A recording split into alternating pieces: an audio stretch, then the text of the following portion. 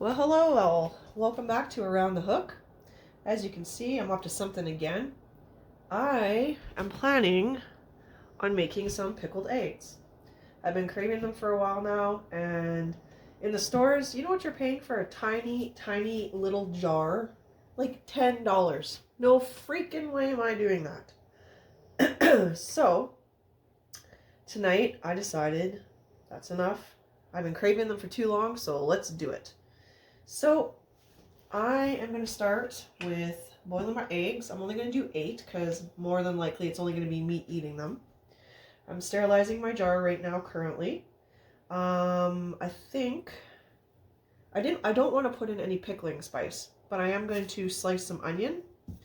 I'm going to put in some cloves of garlic.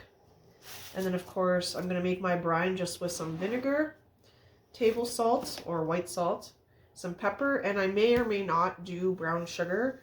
I do have white sugar, but I do prefer to use brown sugar. I just like the flavor a little better. So I'm going to slice the onions into rings or half rings, and then I'll put the garlic cloves in probably and cut them in half and then half again. And then we're going to put them in this jar, let them sit on the counter for about an hour, and then we will get them in the fridge for a few days, and then we'll have some delicious pickled eggs. So I'm going to get these eggs boiling.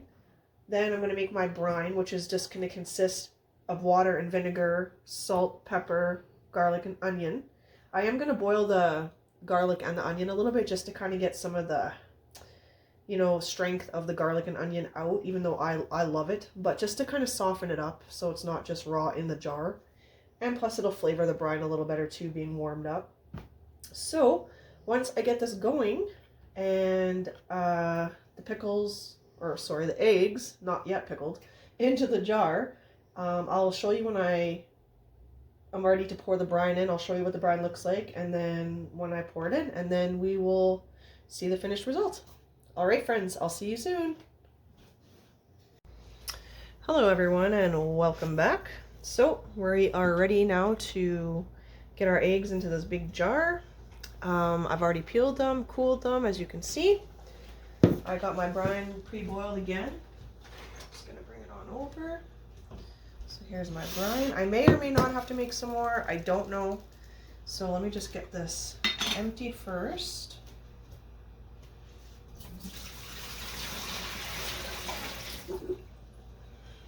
Even though you're not canning, you want to make sure that your jar is nice and hot so it's sterilized and everything is, going to be safe. So we'll just get these in. Woo! Bouncing around. So I only did 8. There we are. Okay. And now we're going to do our brine. And we'll see if we have to make more or not. Either way. I don't want to waste any. I'm going to have to get a spoon. Actually, I'm going to get a spatula to bring some of these onions and stuff back into the jar. And I tasted my brine, and I got to tell you, it is delicious. So that's a win. So, okay, well, it looks like it's perfect, which is awesome. Because to be honest with you, I made dinner, cleaned up, laundry, got things cleaned up again, and I really don't feel like making anything extra. So there we are. So literally all I'm going to do now, and I'll bring it up so you can see.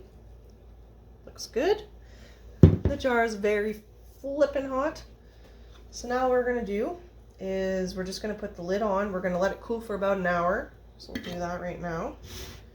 Or you know what, actually I'm going to leave the lid off loosely just to kind of cool. And here we are, pickled eggs.